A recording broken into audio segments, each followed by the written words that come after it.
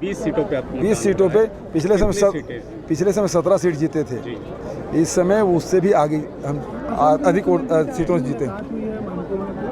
हम वो अपने हेलीकॉप्टर का इंतज़ार कर रहे थे।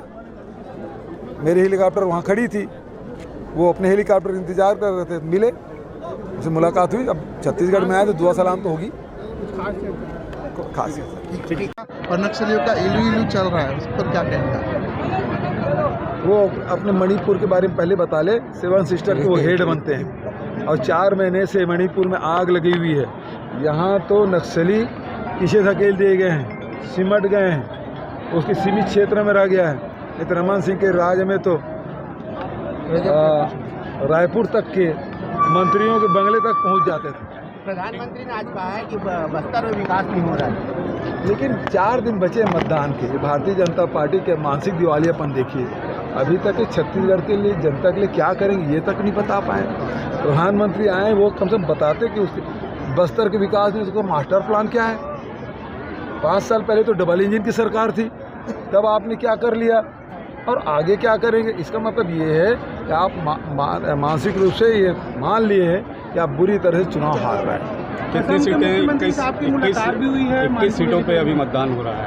21 से 20 सीटों पे 20 सीटों पे पिछले समय 17 सीट जीते थे। इस समय उससे भी आगे अधिक सीटों से जीते। हम वो अपने हेलीकॉप्टर का इंतज़ार कर रहे थे। मेरी हेलीकॉप्टर वहाँ खड़ी थी, वो अपने हेलीकॉप्टर का इंतज़ार कर रहे थे, मिले, उससे मुलाकात हुई। अब छत्तीसगढ़ में आए तो दुआ सलाम तो होगी। अनेक वार्ड का भ्रमण हम लोगों ने किया है। ज़बरदस्त उत्साह यहाँ के नागरिकों में, महिला और नौजवानों में, व्यापारियों में, मजदूरों में, सब में भारी उत्साह है। और मुझे पूरा विश्वास है कि 7 तारीख को पंजा में बटन दबेगा और भाई गिरी जवान भारी बहुमत से जीतेगी। दाऊ जी, एक सवाल है कि ना जात पे ना पात पे मुहर लगेगी हाथ पे, ये आप लोगों का नारा था। लेकिन अब फिर राहुल गांधी जी आए थे, उन्होंने जातीय जनगणना पर बात की। इसको समझने की आवश्यकता है। जाति जनगणना करने का अर्थ क्या है? जो हमने संविधान में व्यवस्था की, चाहे वो अनुसूचित जाति हो, जनजाति हो, पिछड़े वर्ग हो, और उसके बाद चाहे अपर क्लास हो, सब में अनेक जातियां हैं।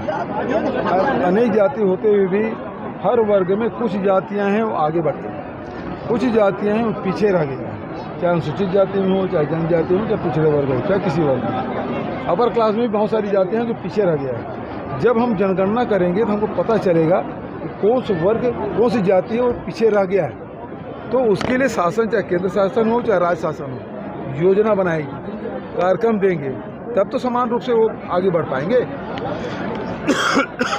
राजनीति में, शैक्षणिक क्षेत्र में, सामाजिक क्षेत्र में, सब इसके लिए फिर अवसर मिलेगा। दाऊ जी, आसाम के मुख्यमंत्री मोहला मानपुरा, शैक्षणिक क्षेत्र में, सामाजिक क्षेत्र में, सब इसके लिए फिर अवसर मिलेगा।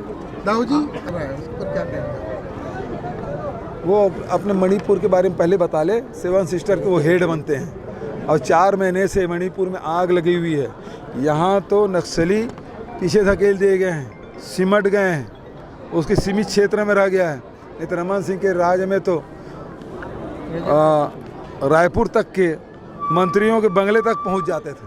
प्रधानमंत्री ने आज कहा है कि लेकिन 4 दिन बचे मतदान के। भारतीय जनता पार्टी के मानसिक दिवालियापन देखिए। अभी तक छत्तीसगढ़ के लिए, जनता के लिए क्या करेंगे ये तक नहीं बता पाए। प्रधानमंत्री आए, वो कम से कम बताते कि उसके बस्तर के विकास में उसका मास्टर प्लान क्या है। 5 साल पहले तो डबल इंजन की सरकार थी, तब आपने क्या कर लिया और आगे क्या करेंगे। इसका मतलब ये है कि आप मानसिक रूप से ये मान लिए हैं कि आप बुरी तरह से चुनाव हार रहे हैं। अब मुहर लगेगी हाथ पे, ये आप लोगों का नारा था। लेकिन अब फिर राहुल गांधी जी आए थे, उन्होंने जातीय जनगणना पर बात की। इसको समझने की आवश्यकता है। जाति जनगणना करने का अर्थ क्या है? जो हमने संविधान में व्यवस्था की, चाहे वो अनुसूचित जाति हो, जनजाति हो, पिछड़े वर्ग हो, और उसके बाद चाहे अपर क्लास हो, सब में अनेक जातियां हैं। अनेक जाति होते हुए भी हर वर्ग में कुछ जातियां हैं वो आगे बढ़ गई, कुछ जातियां हैं वो पीछे रह गया है। चाहे अनुसूचित जाति में हो, चाहे जनजाति में हो, चाहे पिछड़े वर्ग हो, चाहे किसी वर्ग में। अपर क्लास में भी बहुत सारी जातियां हैं जो पीछे रह गया है। जब हम जनगणना करेंगे तो हमको पता चलेगा कि कौन सा वर्ग, कौन सी जाति है वो पीछे रह गया है। तो उसके लिए शासन, चाहे केंद्र शासन हो चाहे राज्य शासन हो, योजना बनाएगी, कार्यक्रम देंगे, तब तो समान रूप से वो आगे बढ़ पाएंगे। मानपुर, खुज्जी, डोंगरगांव में आम सभा के बाद आज रोड शो राजनांदगांव हुआ।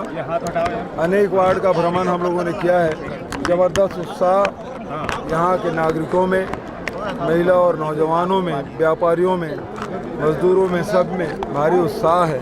और मुझे पूरा विश्वास है कि 7 तारीख को पंजा में बटन दबेगा और भाई गिरीश देवांगन भारी बहुमत से जीतेगी। राव जी, एक सवाल है कि ना